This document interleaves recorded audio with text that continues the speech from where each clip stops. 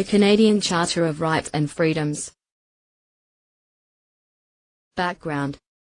The Canadian Charter of Rights and Freedoms was entrenched, safeguarded, in the Canadian Constitution on April 17, 1982. This means that our rights and freedoms are protected by the Constitution. The Charter applies to every level of government and overcomes the limitations of the previous Bill of Rights. Most rights are not absolute, can be limited, but this must be justified. Reasonable Limits Clause. Section 1 of the Charter is the Reasonable Limits Clause. Rights and freedoms may be limited if the limitation can be justified in a free and democratic society. Courts usually decide what reasonable means on a case-by-case basis. For example, a person's freedom of expression may be limited if they are promoting hate speech. Analyzing a charter case. A simple 4-step guide to analyzing a potential charter case. Does the charter apply to the case? Has a right or freedom in the charter been infringed upon? Does Section 1, the Reasonable Limits Clause, justify the infringement? If not, is there a remedy provided by the charter? The Notwithstanding Clause. Section 33 of the Charter, also referred to as the Overriding Clause and the Opt-out Clause. This clause allows governments to enact or maintain laws notwithstanding, or in spite of, the fact they may violate rights and freedoms in the Charter. If a government uses this clause, the law they are enacting must be reviewed every 5 years. Fundamental Freedoms. Section 2 of the Charter explains the basic freedoms provided to all Canadians. These are fundamental freedoms: freedom of conscience and religion, freedom of thought, belief, opinion, and expression, freedom of peaceful assembly and association, conscience and religion, thought, belief, opinion, expression, freedom of conscience and religion. Everyone in Canada is free to practice and follow their religion or faith. No one can be forced to act in a way that violates their religious beliefs. Thought, belief, opinion, expression includes all forms of communication and expression, for example speech, media, arts.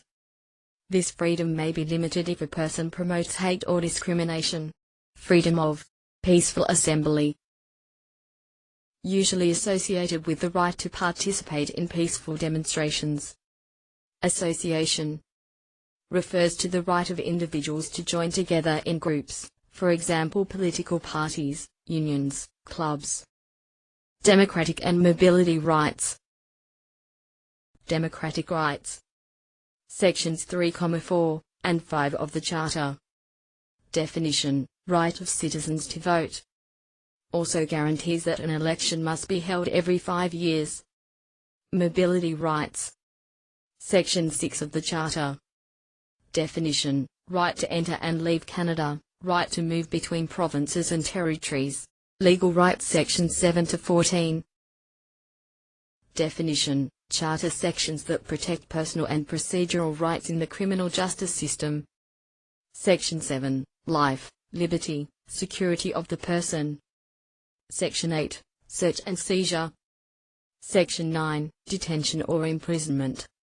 Section 10, arrest or detention. Section 11, criminal proceedings. Section 12, treatment or punishment. Section 13, self-crimination. Section 14, right to an interpreter. Equality rights. Section 15 of the Charter. Definition: protection from discrimination. Specific grounds for discrimination include race, ethnic origin, color, religion, gender, age, mental or physical disability, and, most recently, sexual orientation. A controversial equality issue in recent years has been equal rights for same-sex couples. Language rights. Sections 16 to 22 of the Charter. Definition: protection of Canada's official languages in all government institutions. Canada's 2 official languages are English and French. These sections guarantee that both languages have equal importance in government matters. Canadian laws must be printed in both French and English. Aboriginal rights. Section 25 of the Charter guarantees the existing rights of Aboriginal peoples, for example treaty rights. Aboriginal issues are often argued in the courts. Some of the more common issues: right to hunt and fish, land claims, desire for self-government. Section 52 of the Constitution Act, 1982. Enforcing the Charter. Section 52 of the Constitution Act, 1982. This section provides the courts and governments with these three remedies if legislation is found to be unconstitutional. Strike down a court ruling that a law violates one or more charter rights and therefore is invalid. Read down a court ruling that a law violates one or more charter rights and part of it needs to be changed or amended. Read in a court ruling that a law needs to be changed or amended, but that the law is still constitutional. Enforcing the Charter can't. Section 24 of the Charter.